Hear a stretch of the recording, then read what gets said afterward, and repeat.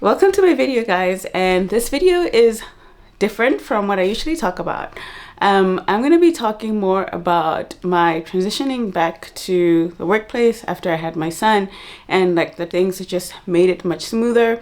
No way am I implying that it was easy. It was challenging. It had its challenges, but there were things that I believed really helped so much that I don't feel like I was drowning as much as I would have if these things were not in place. So I want to share it, and maybe it could help somebody else out there. And I also want to speak more about this type of stuff, like what it's like to be a woman in tech and the challenges we face, especially trying to find a good work-life balance between being a mom and our careers, and being a content creator, which also adds another element, obviously being a wife, and all of these dynamics. Like, there is planning and things that you have to do in order for it to fall into place, and that you don't sacrifice your career for your kid, and making sure that those aspects are holistic. So now that the intro is out of the way, I'm gonna get straight to it. So the first thing, okay, that's two things. Okay, the first thing that actually helped a lot was the fact that I had a remote job. So being a remote worker is golden with like flexibility and hours, and how you manage your day, how you manage the time you spend coding versus the time you spend in meetings. Like, it's excellent. And on top of that, my son's daycare was only 5 minutes away, like walking. So if anything happened, if there was an emergency, I could quickly go in and take him in. If he was sick, or go to the GP and blah, blah, blah, blah. And that would be fine. And then work like maybe in the evenings. And yeah, so that flexibility was there. I should also add, my husband was also working mostly remotely, like 4 days a week. He's at home. So we swapped and changed in days that were just difficult, where difficult days means like my son was sick. There was like a lot more uncertainty to work around. So that really helped. So I guess like maybe that's like two things: remote working and flexibility. Flexibility is kind of inherent in remote working.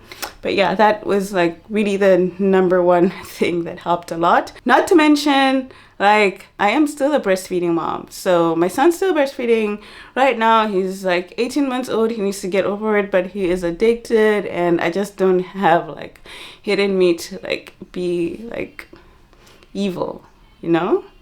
Being able to pump at home in an environment that's comfortable and stuff really helps a lot with your milk supply. It helps a lot mentally as well. You don't hate pumping as much, and you can like pump during a meeting, you can pump while you work, so your productivity is not really tanking as much as if you had to go to the office and schedule like a nursing room and like spend an hour pumping there before you go back to your desk and continue working. If you're remote, you can just multitask. So that is perfect. So those men out there that are saying that women become less productive when they have kids, you just need to create workspaces and environments that make it easy for us to adapt as our life changes. Like, we should probably be allowed to just pump even in the workplace during meetings. Like, we should just normalize it and empower women to do so. It should be an empowering thing, and not just this thing that is like, I don't want to do it, it's so annoying.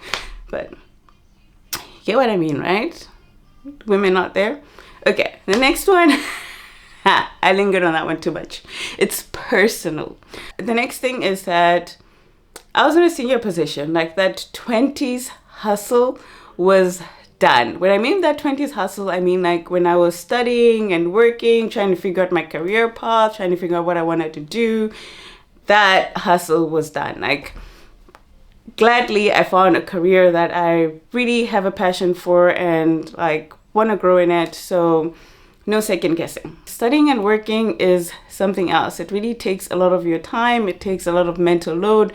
And when you have a baby, like, your time is not that much. Like, those kids want you to like be with them all the time. So, and the time that you have, you actually want to spend doing nothing, zero. You just want to rest. And that is what I was able to do because I didn't have any other stuff going on apart from content creation. But you know, content creation can just like take a seat back until I want to do it until I'm ready. To add, being senior meant that my salary was also in a place where I'm more comfortable to take on the expenses that come with a kid.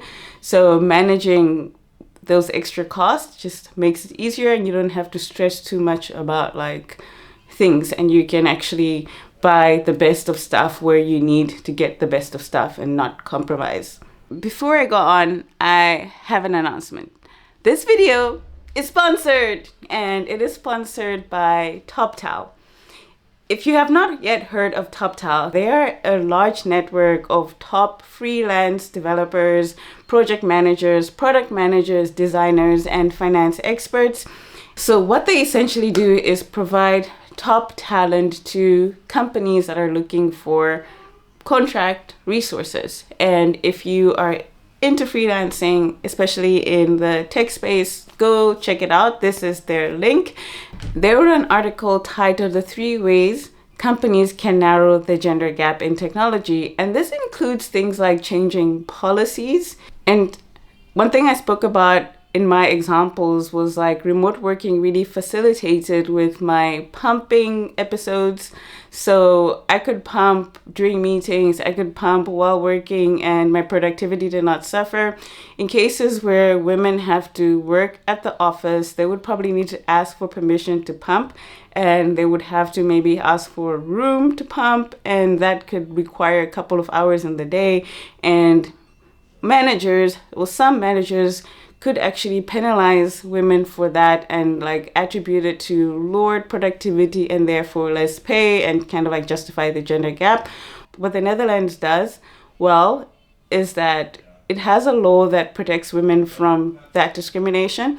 So you're allowed to spend 2 hours of your day feeding your kid, like making meals for your kid for the first 9 months, and your employer cannot say anything about it. So that kind of means that these conversations are transparent and are open, and they should not be like raise an eyebrow because it's normalized. So the idea is to just normalize a lot of these extras that come with like women who have had kids. So yeah, that really stood out for me, policies. And I think countries can really learn from each other. Given this Netherlands example, I know in South Africa it doesn't exist. In the United States, hells no, it does not exist. United States still needs to have paid maternity leave. Like, what?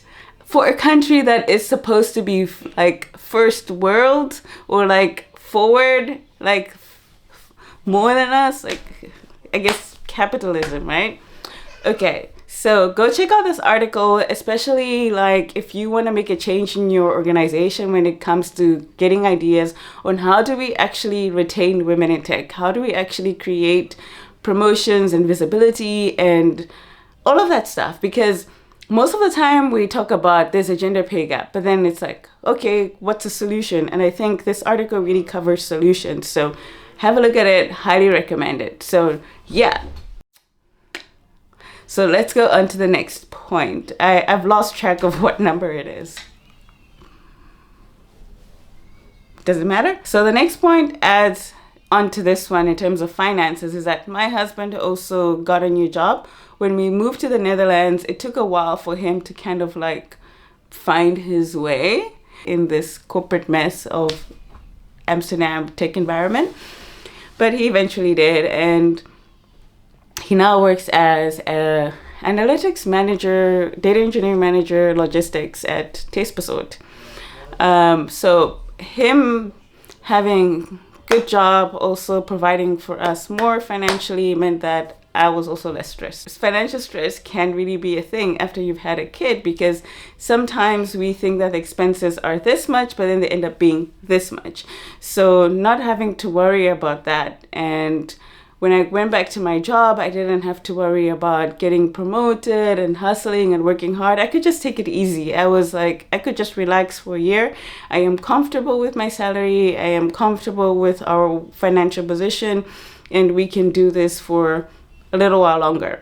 So not having that stress is just good for the mind, body, and soul. The other point is really an important one, is that the postpartum care in the Netherlands is pretty awesome. So after you've had your baby, like the next day you get what is called a kraamzorg. Klamzor, yeah, maternity nurse in English, who comes and looks after you and kind of helps you like with the transition into motherhood. They tell you how to bath the baby, how to breastfeed. They give you lots of knowledge of stuff, like especially as a new mom that you wouldn't know. And not having my mom around during those early phases and having the maternity nurse around to show me around, like how do I actually take care of a baby and keep it alive, was awesome for us. And I think with that system, because the maternity nurse is there for 7 days, in those 7 days, you're actually just resting. Your husband is also just resting, and you're just enjoying the baby. You're just enjoying feeding the baby, enjoying motherhood. And I didn't have a complicated birth, so I guess I could say I was like not in pain, and I could actually enjoy my initial phases to motherhood. So the healing was fast, and that's key because some women are really not like physically ready to go back to work. They are still healing from like scars of birth or any complications that might have happened. So I would say that not having complications during childbirth and having a natural smooth childbirth really helped. So in the 3 months that I had to go back to work, I was fully healed. I was back to my normal weight. I was back to wearing normal clothes again and feeling like myself. So that was fantastic. I'm not even gonna lie, like the way that postpartum weight just dropped off in 3 months, like I think I gained about like 25 kilograms, if not more. And I'm such a small person, so 25 kilograms would show, like you would see it. So when it just fell off in 3 months, and I think it was just like probably a lot of water, and my son was breastfeeding like crazy, so it all went off because of breastfeeding, because of doing light exercises. I went back into fitness quite soon, quite early, so I just did stuff that also helped me feel good. I think that helps, like feeling good and getting over like mourning your old life or mourning your old body and all these changes and stuff puts you in a better space mentally to now take on work again. So not having to deal with like all of that and going back to work was fantastic. So if you are ever thinking of having children, book yourself a yoga class like 2 years before you have kids. So I only have 2 things left on the list. So the next one is being okay with boredom, like not taking extra challenges and extra workloads if you do not have to, especially if you are not planning to like seek aggressive career goals at that time. Like I was not planning to seek any aggressive career goals after I had my son. I was just gonna take it day by day and see where it goes. Just having more predictability in what you do at your 9 to 5 helped a lot. It would help me a lot. So if your days are a little bit more predictable, you can plan better, because the kid is not predictable. Like they fall sick, things happen, and you need to kind of have a way to work around it. So I believe that being in that position where my days were predictable, I could manage my schedules a little bit better. Although I did feel like I wanted more from my 9 to 5, in the sense that when I went back to work, I kind of felt like I wanted to have more meaning. Like if I'm going to be away from my son, I want to do something that has more meaning. And that is the feeling that I had. But I just had to kind of be okay with the predictability of my workspace at the time. After 6 months, when I felt like I could take on a little bit more, I started looking for more opportunities inside my organization and also opportunities outside. So just pace yourself, take your time. Don't feel like you need to do it all. I think pacing myself well and not subscribing to the millennial mom expectations of society really helped. The millennial expectation of a mom is someone who is doing every single thing perfectly at the same time. Like they are superstars with their kids, like they're making them like pancakes shaped like bunnies. They're killing it in the fitness area. They are socializing, and they are like also killing it in the workplace. I would tell you that my social life did not exist, and I was really not killing it in the workplace from the pace that I usually move at. I decided to prioritize things that I thought mattered for my mental health and not take on too much load that I would end up getting burnout. Now let's go to the final reason. The final reason is a key one.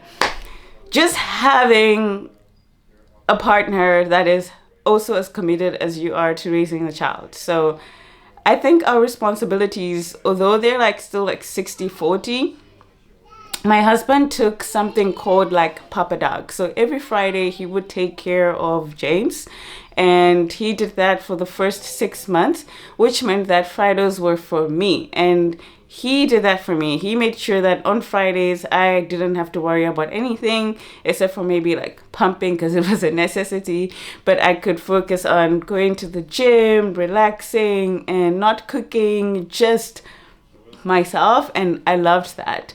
And he took all the responsibilities of making sure James was fed, making sure we had food and breakfast and stuff. So that is like a superstar dad, like, that did that. So I always appreciate it. And it's actually normalized in the society for fathers to actually take their Papa Dog. And this is an important fact, because when women decide to take like Mama Dog, it's attributed to reduced in productivity, and therefore we pay you less, and therefore increases the gender pay gap. But when men do this, it's like, oh well, they're still as productive as they were before. So it does not make sense. I think present fathers also take a little bit of a knock, in the sense that they also don't really move at the same fast pace as they used to. So based on my experience, the whole argument about women needing to get a pay cut and not being promoted because they have kids, because they're less productive, blah blah blah, all of that stuff, I think it's just not valid. Because the same can apply to men who are present fathers, who also have paternity leave that is probably just as long as maternity leave, and those that really want to take responsibilities in helping their spouse and dividing the role 50-50. So that is this video, and I just want to bring to light that finding balance is a continuous thing. Like, just because I've mentioned all of this stuff and that it's helped me and everything, I feel like every stage that a child goes through is so different, that you are learning new things all the time, and you are learning how to create balance all the time. And I don't know if it's like can really reach like a state of equilibrium.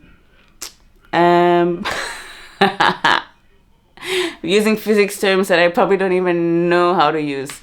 So point being is that it's a learning thing. So yeah, hope you enjoyed this video. Give it a like, write a comment, also share some of the things that might have worked for you. And yeah, that's it from Samzy Codes. Ka.